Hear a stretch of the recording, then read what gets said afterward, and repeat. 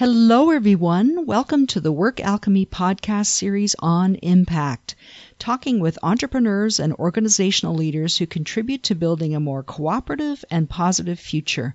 I'm Ursula Jorch, the host of this series. I'm a mentor to business people who want to have a positive effect on the world around them, building strong businesses by creating value for their clients, team members, and the larger world. I am so passionate about sharing with you the stories of entrepreneurs and leaders who have impact. They're inspiring and energizing role models. I hope you use what you learn here to be inspired about what you can do in your business and beyond. For ongoing inspiration and support to get clear on your impact and put it into action, enter your name and email at workalchemy.com. So our guest today in this podcast series on impact is Mari Smith. Mari Smith is considered one of the top thought leaders in the world of marketing. She is author of The New Relationship Marketing and co-author of Facebook Marketing, An Hour a Day. Facebook, in fact, recently partnered with Mari to help facilitate and teach at the 2015 Boost Your Business series of live training events. And I know, Mari, you've just been in Nashville, Tennessee. Yes. Yeah. So Fast Company described Mari as a veritable engine of personal branding, a relationship marketing whiz, and the Pied Piper of the online world. Forbes named Mari as one of the top 10 social media power influencers 4 years in a row. And Dun & Bradstreet Credibility named Mari one of the top 10 most influential small business people on Twitter. As a passionate social media leader since 2007, Mari travels the United States and internationally to provide engaging social media keynotes and in-depth training to entrepreneurs and corporations. Mari often shares prestigious stages with notable leaders and celebrities, including Sir Richard Branson, the Dalai Lama, Eckhart Tolle, Tony Robbins, Paula Abdul, Chip Conley, and Arianna Huffington, to name a few. Wow, that's quite a list. I'm so glad you're here, Mari. Thank you so much for joining me today. I know it's going to be amazing for people to hear from you on this topic of impact.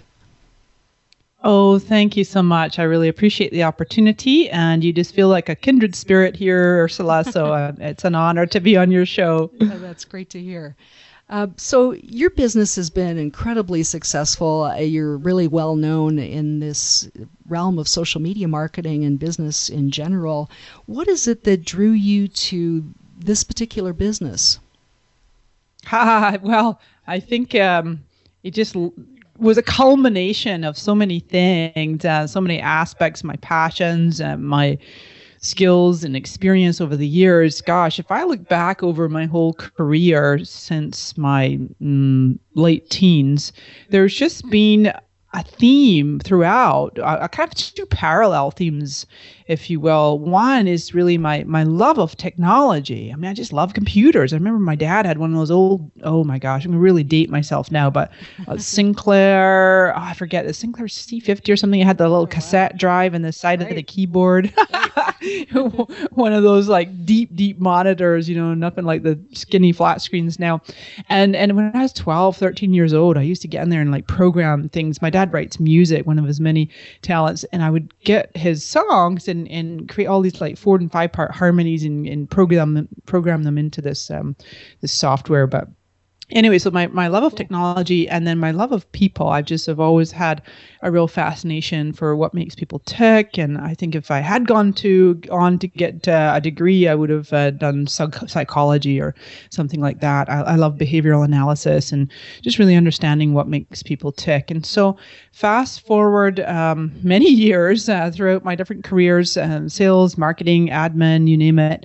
I'd never really been an entrepreneur, but in 1998, I was living in Scotland. I was born in Canada, but to Scottish parents. And so I was 20 years in Scotland. I know my accent's really flattened out. I used to have a really thick brogue. I can bring it back with a little sip of whiskey and I'll be right there. But yeah, I just, Ursula, it just kind of kept growing inside of me that I just knew I wanted to set up my own business. And in 98, I'd spent many, many months putting together a business plan and course outlines, and the business was around speaking and training, personal and professional development skills. And my audience were actually particularly attorneys. I worked a lot in law offices in Scotland. And then there I was, I'm getting a business card. I was actually building my website. There's my techie side of me, getting this website together.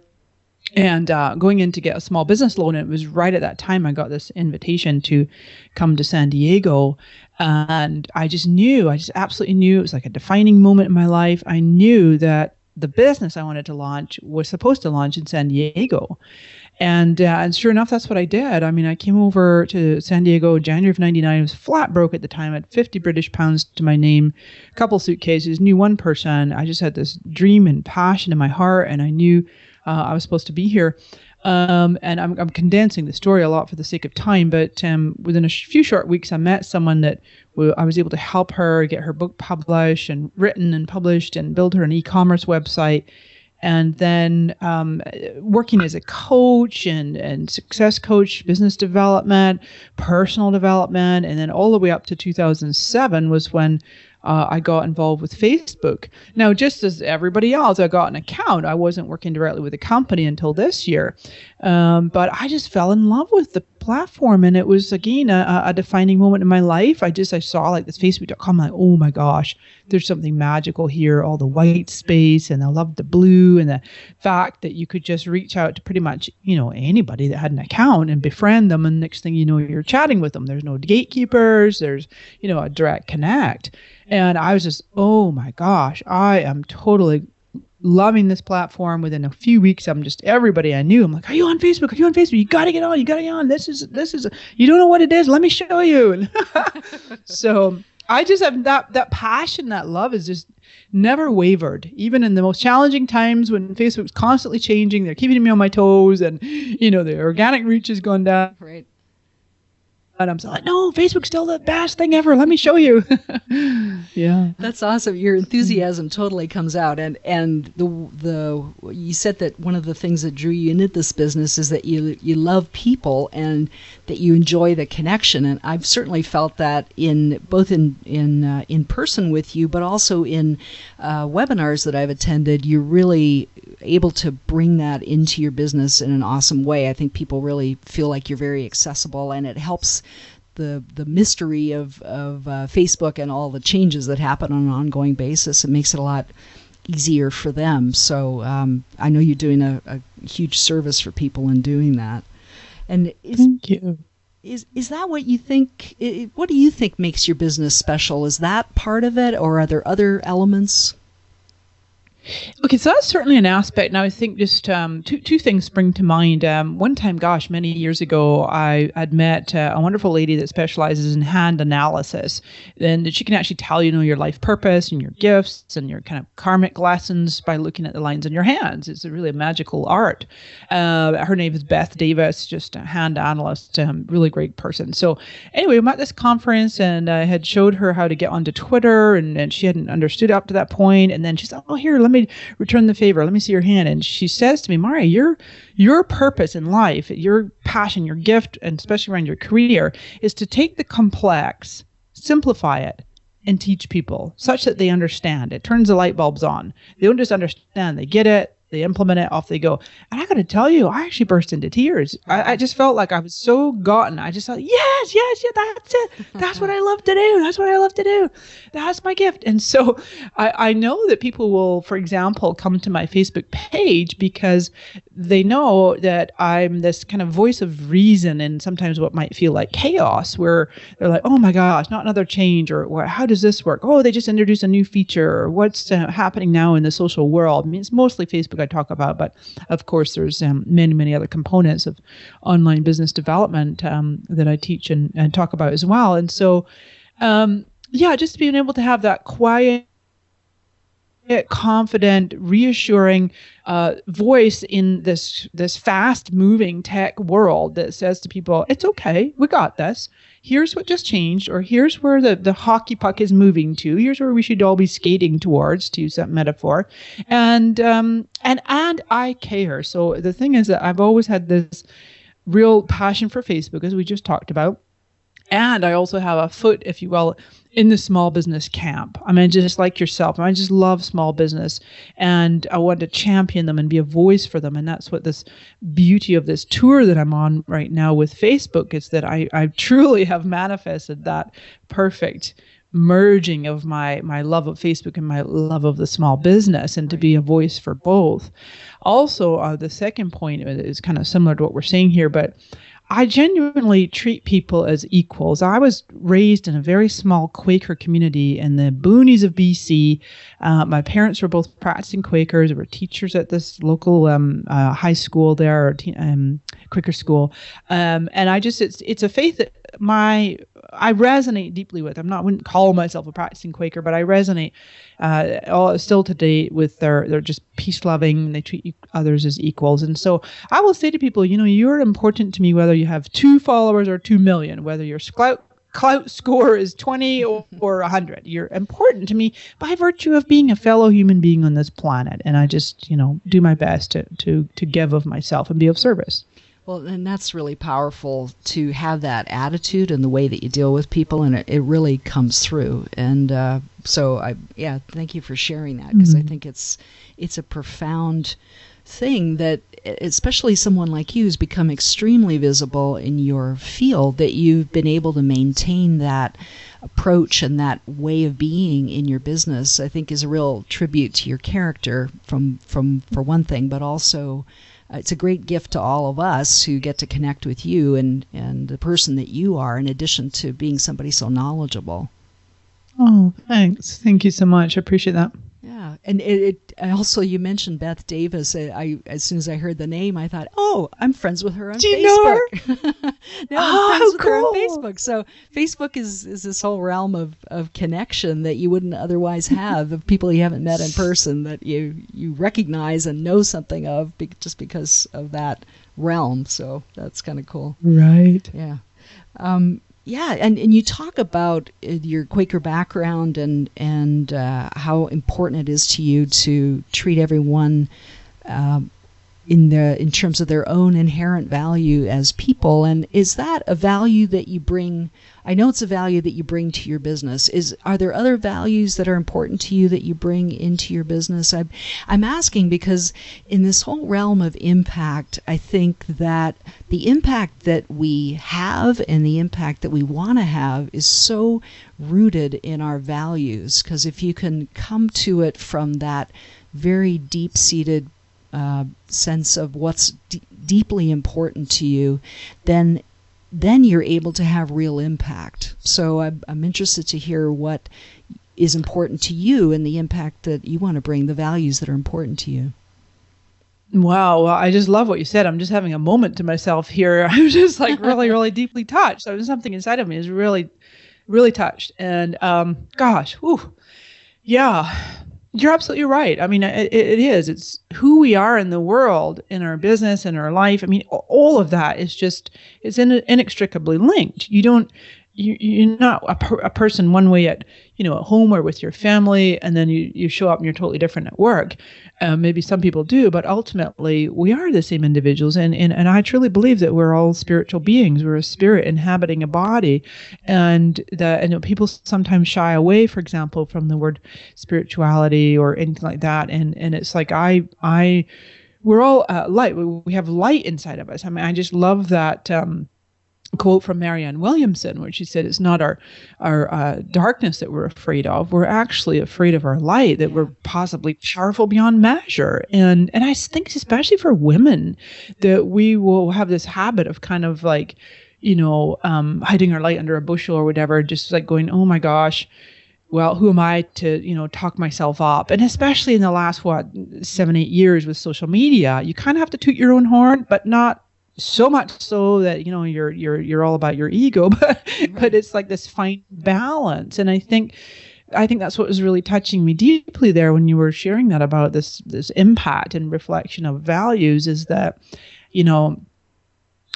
I consider myself, that humility is one of my values. And even saying that, I kind of chokes in my throat, because I go, it just always makes me laugh, because I think, well, let me tell people, do you know how humble I am? Let me show you all the ways how humble I am. I'm on the top. 10 list of the most humble people. It just makes me laugh. But I mean, I'm saying that tongue in cheek. I know people can relate to what I'm saying. So yes, the humility, that treating people as equals, really cherishing every human being on the planet. Integrity is extremely high value of mine in my life and my business, keeping my word. And sometimes you, like we were just saying offline there, I'm very overcommitted this fall with a lot of travel, and it's really been challenging to juggle my schedule. But nonetheless, if there's times when I really feel inside my body, I'm like, whoa, I've overdone it. I need to undo this commitment or move it over here or rearrange or reschedule. And you just always do it with integrity and honor of the other person or the other party. And so, yeah, I'd say genuine care, quality, professionalism. These are the values that are prevalent in my business and my life. And order, I would say order is one more as well. I just like things neat and tidy. Of course, don't look at my desk right now. I need to re-implement my order right now. I hear you. Yeah. No, that's great. I mean, on the topic of humility, I know it's a tough one because we all have egos. We all deal with wanting to be important in some way. And I think this is actually something I haven't talked to anyone about in these podcast interviews around impact, and that, how much of the impact that you want to have is tied up in ego and wanting to have an impact because it's about you rather than the effect that you're having, the positive influence you're having. So, I agree. It's a delicate balance there between. Of course, we all want to feel like we're important in the sense of that we're loved, that we're contributing something, and then balancing that with, well, how is this affecting other people? Is that resonating with you at all? Is that something that you? It truly is. Yeah, it truly is. And I want to attribute the right person. Who am I thinking of right now? Peter Drucker. I think Peter Drucker said that leaders don't create followers. Leaders create more leaders. Yeah, I love that. And that's such a mantra for me. And it's like this, because it really is a different world that we live in right now. If we back up, like I say, back in 8 years ago in 2007, and Facebook and Twitter really started taking the world by storm, and certainly by 2009, that there was enormous opportunity for those with leading more with that kind of ego-driven way of doing business and marketing. Is like it's all about the numbers, amassing just large amounts of followers and fans and friends, and getting on tops of leaderboards and getting big scores. I kind of have this love-hate relationship with clout. A lot of people haven't even heard of clout, but it's it's clout spelled with a K, and there's another one called cred, spelled with a K, K-R-E-D. They have their place. There's no question that they have their place. The point that I always say to people is, do not let the scores, the numbers, the size of the followings, the platforms, whatever, don't let that drive your self-worth. Because, gosh, what if, you woke up and Facebook just decided, oh, okay, we're done. Mark's going to go retire and, right. Sold the company and it's no longer, whatever. Just being facetious. But nonetheless, it's really important to not take all of these numbers too seriously, and rather lead from not quite lead from the back or alongside. I just like to think that I involve and include my audience, online, offline, as much as possible. Here's an example. Last week in Nashville at the Facebook Boost Your Business event, beautiful lady comes in there, and she is 8 months pregnant and has just driven 5 hours to meet me.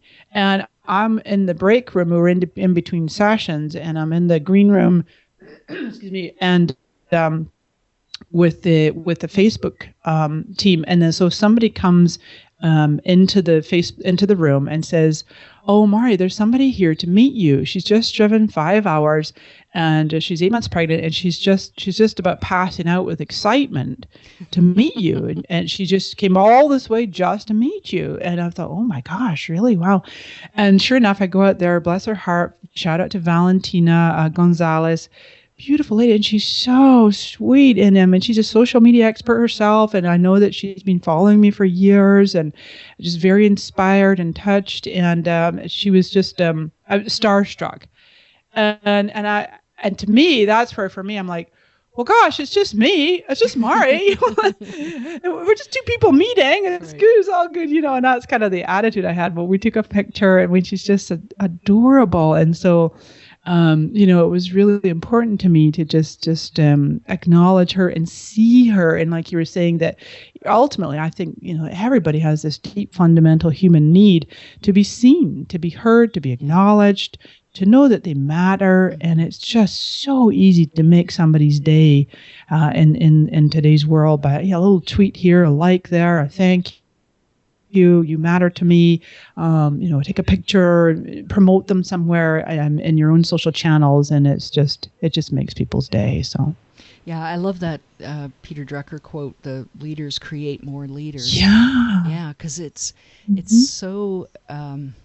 so inward focused to be creating leaders who have followers, or creating yourself as a leader who has followers, rather than being somebody who lifts other people up, who inspires other people, who helps them to get to meet the goals that they have, to have the impact that they want to have. I mean, that's so incredibly more fulfilling, and it's a much bigger goal on an energetic level too, because you're operating on not just a kind of base level ego level. You're really operating at a much higher level that benefits everybody. It is. Yeah. By the way, quick interjection. I just correct myself. It's Tom Peters, not Peter Drucker. I got the Peter part right, but give attribution properly. No, that's great. Yeah, and I certainly see you doing that, and agreeing to be on this podcast, even when we had just met, was an amazing demonstration of your generosity in that way. So, and your speaking about this topic is going to inspire other people too to be leaders in their realm, which is a really great way to pay it forward. So that's it's awesome. I thank you again for agreeing to do that. Are there ways that you feel that you impact your customers, your clients, your industry, and the larger world? I know that we're talking about 3 levels here, really, of impact. Are there things that you see in what you're doing and what you offer as ways that you influence and impact in a positive way? Well, yeah, actually, you just gave me an idea here. I do, and sometimes it takes another person to kind of reflect back to you for you to really get something that's just innate, or is part of your daily life. I truly believe that. Okay, we're going to go way out on a limb here. This is pretty esoteric. Go for it. But I've actually said this for years, and certain audiences will get it, and others will kind of like, whoa, she's really off the ledge here. But I believe that social media in general, Facebook in particular, came about at a time when humanity collectively in the world, that we were ready for much more connection and much more visibility, having our buttons pushed around privacy, living more transparent and authentic lives. And that, Facebook really came about as our reflection of that. The timing was perfect. Now, I know that, Zuckerberg, he takes a lot of flack, and people are always, maybe not so much lately, but certainly over the years, he's taken a lot of criticism for pushing the boundaries around privacy. But the point I'm leading up to making is that I'm such an advocate for making best use of these social channels to elevate consciousness, to be more what's the word, to just be able to do to conduct your life and your business. This goes for major Fortune 500 companies, big brands, because it's all people running those big brands. They're not running themselves; they're run by people, right. And so that we can. It's like a calling. It's like an invitation to have businesses and lives of higher integrity, higher quality, higher transparency, but still maintaining that sense of privacy. know that there are aspects of my life that I'll never share online. And I feel very happy about that, because it's important to still have a strong sense of privacy and of self, and absolutely. to be discerning what you share online, but not to the point that it's all made up so that somebody meets you and goes in like, wait a minute, there's total disconnect here. For instance, something as simple as your profile picture. I always say, you want to have updated probably every 18 months to 2 years, unless you're one of those fortunate people that just rarely ever changes. But if you lose or gain weight, or you lose or gain hair, that's what I always say, I love that. Get a new photo. That's great. Yeah, and for those who don't know, I'm just throw in here that Mark Zuckerberg, the CEO of Facebook that you were referring to. Mm-hmm. I love your perspective on social media, because there's been so much from a bit of a negative slant of, there's so many ways to connect and it's overwhelming, and are we ready for this? And the deluge of information on the internet. I love your perspective on social media coming into our lives at a time when we're really ready for wider connections, and it's an invitation or a call to us to connect to each other, and this is just one more way to do it. I love that perspective. Thank you. Yeah. Oh, good. Yeah. And it really speaks to the question of, well, in the impact that you're having and helping people to deal with social media, both from the technical aspects and also guiding them in terms of how they interact, from some of the things you just said, it sounds like it's really important to you to be part of that, to have that kind of impact. And is that something that, you spoke a little bit about your background and how that's come into play in how you approach your business. Is that desire to have the impact that you're having, is it something that's evolved over time in the course of your work life and your business? Yeah, it's evolved, but it's really become more of what it is. I think, I'm just having strong values, and just being really, coming from a place of very, very simple beginning, simple origins, and really not having much, and being self-made, quote unquote. But and just let's see. I think my train of thought just got totally thrown there. So that's okay. Let me make sure I'm answering the question. Yeah, and what you said about your wanting to be an agent of positive change, to be a positive influence, that it's really something that's stayed with you, and I think it speaks to your authenticity and your integrity with your values. Right. Okay. I don't know what I wanted to say here. How recently Facebook started to kind of give us trips down memory lane, yes. And you go to your notifications and it'll say, oh, you have, all these memories there. Yeah. As I say, you have memories with so-and-so. Right. I just did one this morning, so yeah. Oh, you shared one. Yeah. Well, I often will just whiz through that. I don't always share them. Sometimes when you share them, if you're not careful with the wording, they can cause so much confusion. I saw one the other day that while I'm in Nashville, this photo started doing the rounds from a year ago where I was up in BC with my family. Right. They're like, oh, everybody's like, have a great time, Mari. And I'm like, no, I'm not there now. That was last year. But anyway, what I want to say about that is I'll whiz through the updates and I look at my languaging and I can kind of get a sense of like where my consciousness was at, 5 years ago, 7 years ago. And there's definitely a distinct continuity there.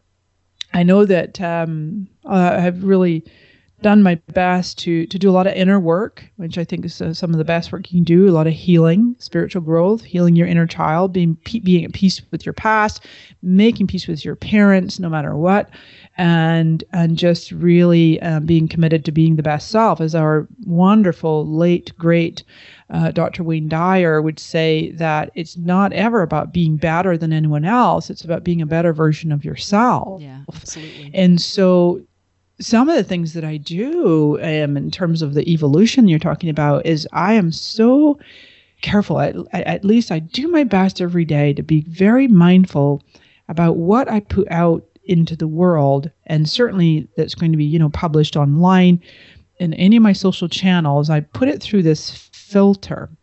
First of all, I'm going to ask myself, what is my deepest intent? Some of my favorite questions. What is my deepest intent here?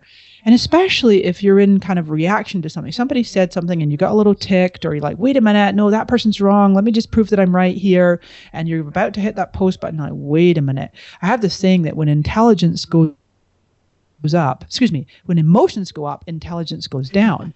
And so we should never go to try to post something when you're in that little heated moment. Just give yourself time to take a breath and go, wait a minute, that person might have been having a bad day or whatever. They're just in a different place.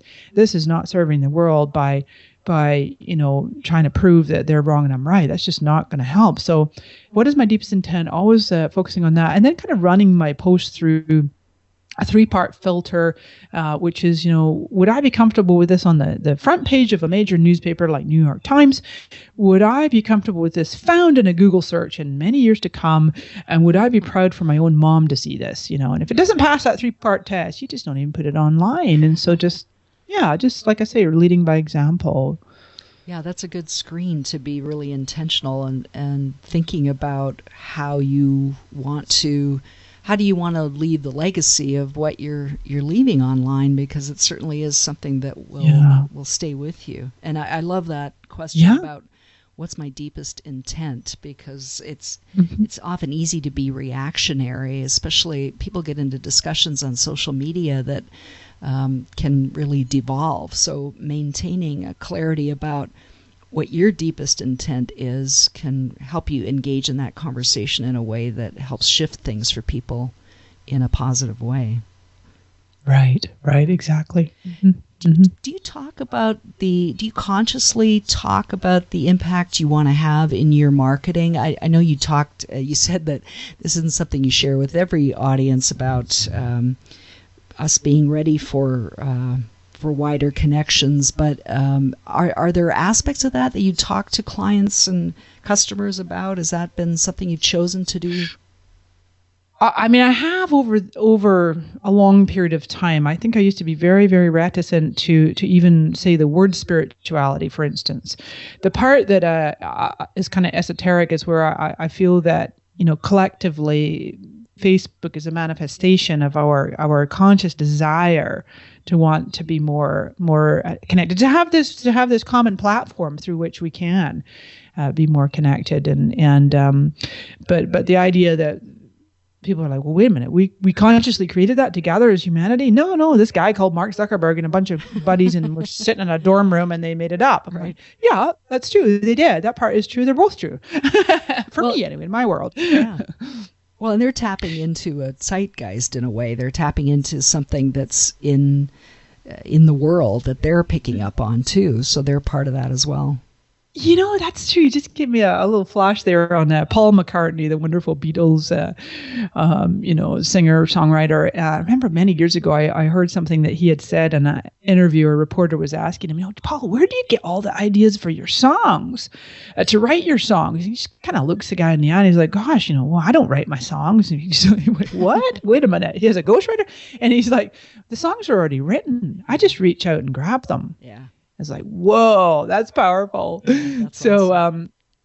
But I think, I do consciously over the years, I've just gotten more and more comfortable with who I am as a person, and just knowing that there's aspects of myself that I would say either online or on camera or in person, that I've become more comfortable sharing and speaking about, just having those grounded values and really, like we've been talking about, just to really lead by example and to build others up. My goal is to shine the light on others, and to just make them feel better about themselves. In fact, that's kind of my unconscious intent, if you will, or subconscious intent, is whenever I come in contact with anyone, or people come in contact with my brand, even just going to my social channels or interacting with my team, as we were talking about offline there a little bit. My website's getting a big overhaul, by the way. But in any case, my goal is to have people feel better about themselves, feel like a little, like I'm sprinkling a little bit of fairy dust around there, a little sparkle, that they feel that upliftment. And so, yeah, I am making a conscious choice to do that. I love a little bit of bling. You know, I talk about turquoise and bling. That's my thing. I've always loved the color turquoise, and kind of took it to extremes for a while, but now I wear more than the color turquoise. I used to only wear turquoise. Oh, that's great. I use a turquoise pen, so I'm resonating with you on that one. So. Oh, cool. Yeah, nice. Yeah.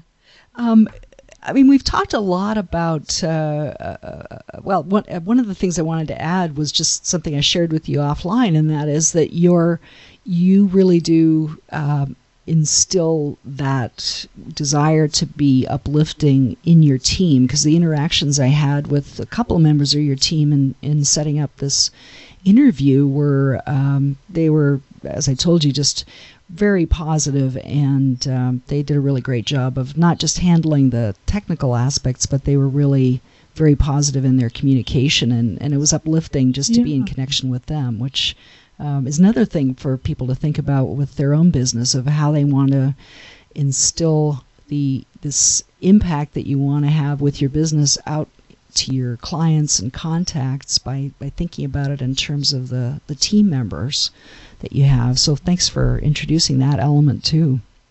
Absolutely. Yeah. I mean, we've talked a lot about the positive aspects of how you've been able to have impact, and the vision that you've had for that. And someone looking at a business like yours that's incredibly successful and well known, they might think, well, yeah, okay, it's great for Mari Smith to be doing that, but what about my business? I have actual issues and problems that I run into, and you know, how do I have impact in the face of those? So, you know, as we all, as they know, and you and I know, obviously you've had obstacles and issues come up in your business as well. And is that something that can you talk a bit about that, and how you've faced that in the context of the impact you want to have, and how you've been able to move through that?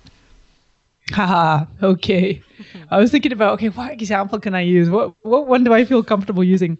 I would say, first of all, I'm going to preface all of this by saying it kind of circles back to what we were saying about not using these numbers and scores and, you know, size of your followings. Don't use them as a barometer for self-worth. You know, you get your self-worth from self-love and you know, surrounding yourself with people that love and believe in you, and really, you know, and from source, and whatever that means to people. So one of the things I see people doing, and particularly women, is that we will compare the inside of ourselves to the outside of others. And we need to knock that off. We need to stop that. So what happens is you think, oh my God, you know, I'm having all these challenges and these barriers and these, you know, hiccups and okay, let me go on Facebook to just look through my stream, and maybe I'll feel better about myself. And you say, oh my gosh, there's John and Jean and Mary, and all their lives and their businesses are much better than mine. Like, wait, that may not be the case. That's just what they're sharing online. Right. But yeah, and I'd say probably one of the biggest challenges that I had in my business in this particular career, the social media career, for, like I said, 8 years now. It's really an amalgamation of my, you know, passions and talents over the years. I decided to start an association. I set up an industry association back in 2009, and it was a dream I'd had for a couple of years. I really wanted to have like an industry standard, almost like Better Business Bureau, if you will, of social media. We're doing certification programs, things like that. And without going into all the gory details, I think probably the industry just wasn't ready for it. And I had a run-in with, you know, just, I don't know, I hesitate to call them the word haters. People use that word. I don't particularly care for it, but just there was a lot of pushback. Let's call it that way. There was pushback, and it became very strong and very loud. It was very stressful. I had a business partner at that time, and ultimately I chose after 6 months to shut down the association. We had 3,000 members. We had about 25 people going through the certification program. To the outside, it looked like it was going very well, but ultimately the pushback was just too much to address, and you know, my partner and I parted ways. But to deal with that, what I decided to do, and this takes a lot of chutzpah, a lot of digging deep for courage, instead of just like writing to everybody or putting up a blog post, oh, sorry, the association shut down, I decided to go and do a live stream, and I did like a 90-minute Q&A, and I was addressing and fielding. And I was like, all right, I'm going to run right into the fire. Okay, bring it on, people. What you got to say? And I was not confrontational. I was very honoring, and I was explaining to everybody what happened and being as transparent and honoring as I could of all parties, including, the pushbackers. Right. That's and good. I like that word better. When people that push back, because it didn't resonate with them. And then I wrote a blog post about it. Instead of saying what went wrong that morning, I happened to see I think it was maybe a Harvard professor or something like that. I saw an article online that was a pivotal moment, and it was about focusing on what went right. And I did a whole blog post about what went right instead of what went wrong. And it was really it was a profound experience. It definitely had a ripple effect on myself and my industry. And I just feel that I handled it to the best of my ability. And that's when any of your listeners here today, Ursula, if you ever run into a situation where you've got crisis management, especially for major corporations or even small businesses, one of the best things you can do is to just come clean and go on camera if possible and just talk to people. They'll understand. They really will.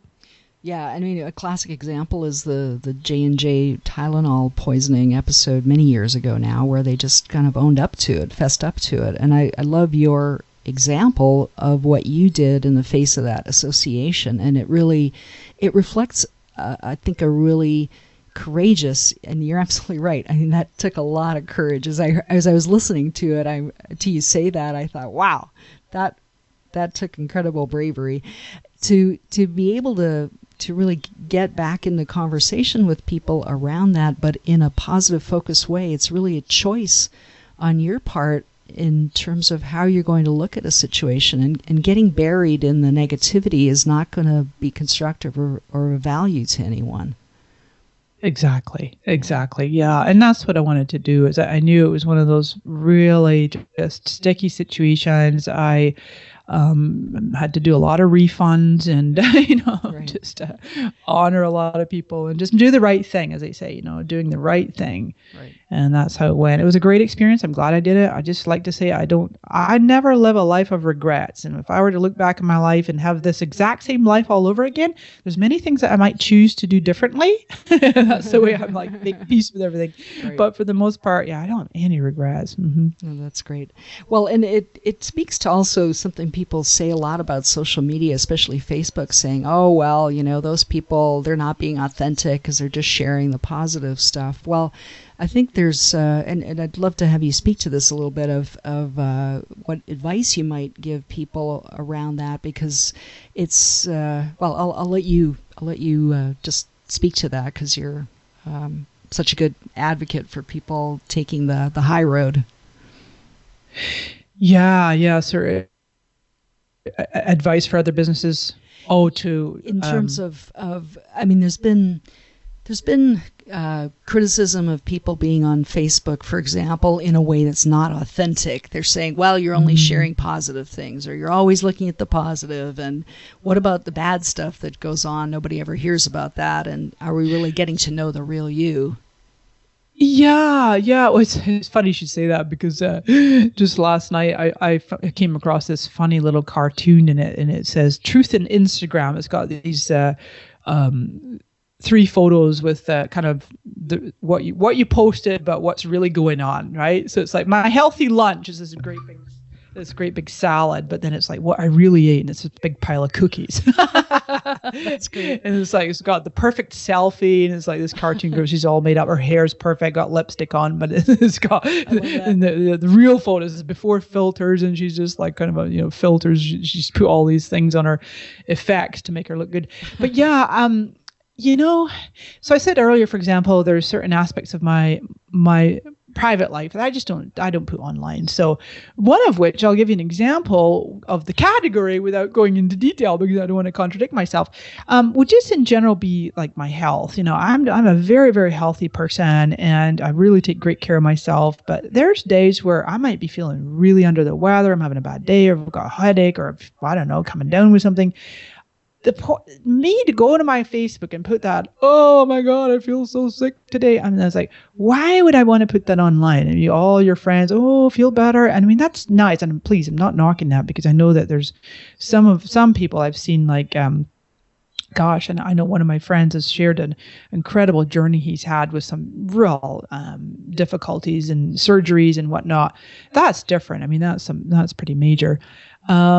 But I don't know, just for me, I just find that every individual needs to find the kind of compartments of their life that they feel should definitely be kept private.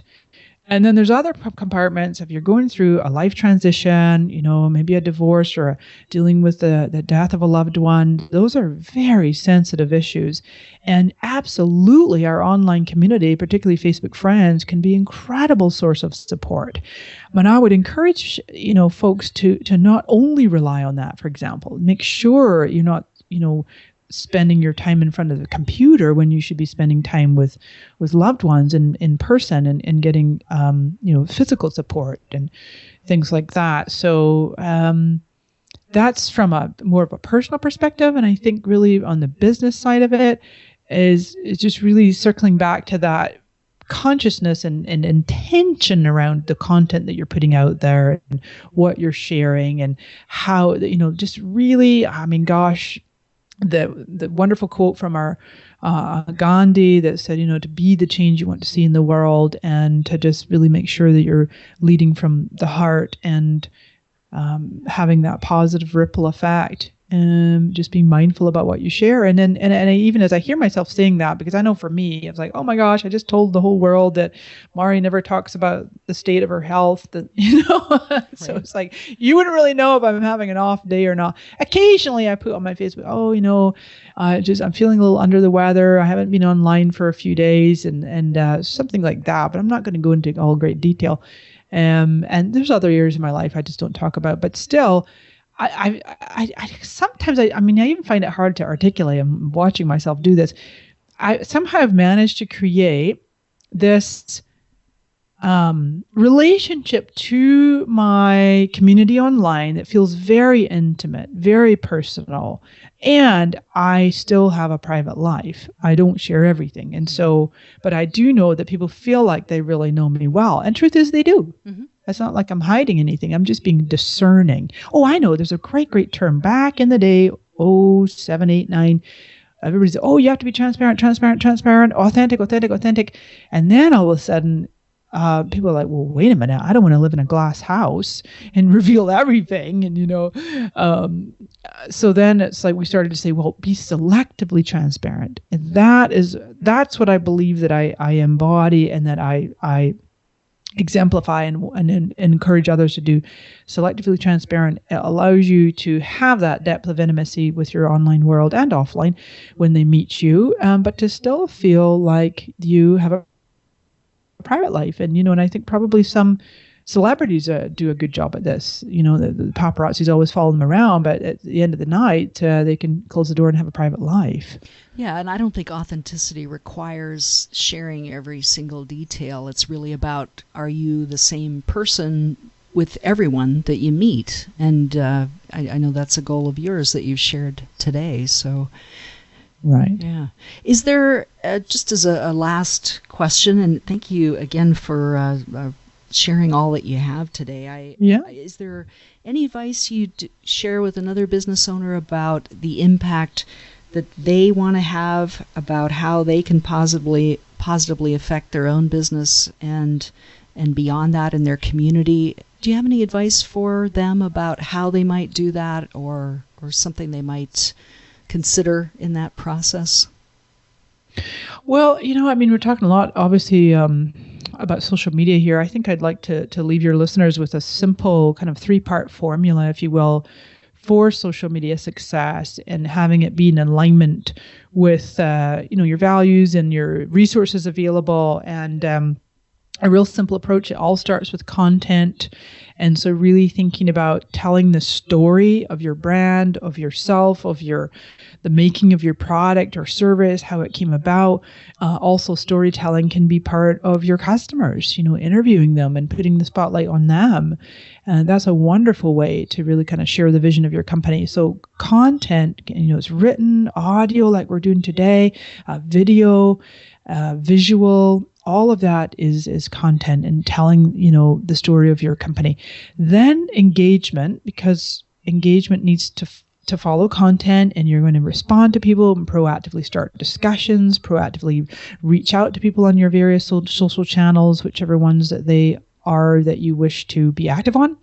And then the third component is conversion. And I feel that, I see people out there in the world, and it was oftentimes my clients or students, where they're like, gosh, Mari, well, I'm taking your advice. I got great content. I'm engaging all the time. I'm spending hours each day engaging, but where's the money? How do I monetize all this? I'm like, we've got to get that third component in place, which is conversion, because ultimately the purpose of business is to make money, to make a profit. Otherwise, you're running a hobby. You have a hobby. It's got to make a profit.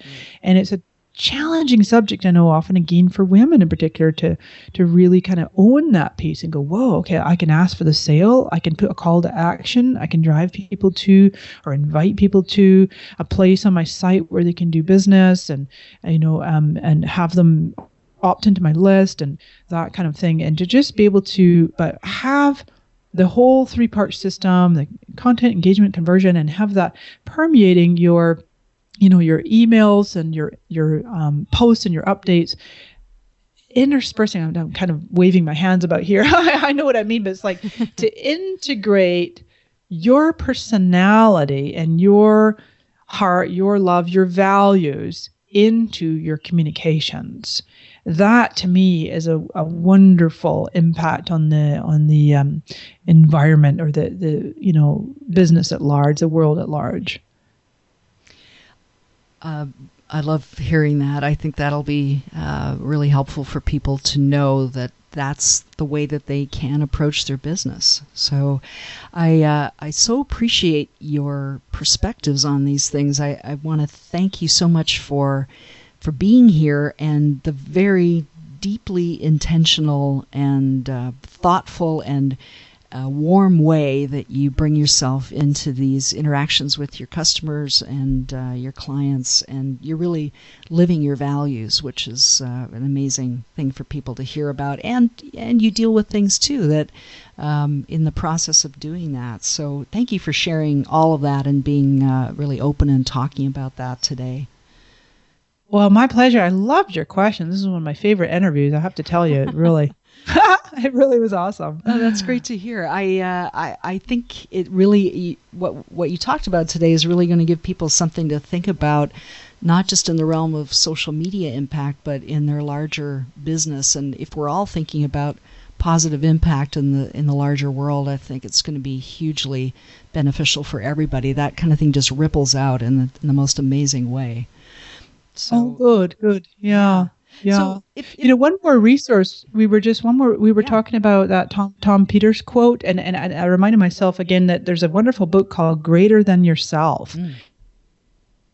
By Steve Farber, is a buddy of mine right here in San Diego. But Greater Than Yourself, the ultimate lesson of true leadership, totally in alignment with what we're talking about with that, building others up and creating more leaders. And great little book there. Yeah, I think your listeners would enjoy it. Oh, that's great. I know Steve's work from Facebook again. Oh, and he's he's really got some great things going. So thank you for mentioning that book. I think that will be a great resource. Is there a way that if people want to get in touch with you in some way, what's the best way for them to reach you if they want to connect with you? Okay. Well, I like to say, marismith.com, facebook.com/Mari Smith. That's where my page is, sharing regular updates about Facebook marketing. Twitter.com/Mari Smith. And as I like to say, just Google me. So that's great. All kinds of resources there. Wonderful. And it's Mari Smith. Yes. For people who don't have the screen in front of them. So that's great. Well, thank you again, Mari. It's been amazing to have you here.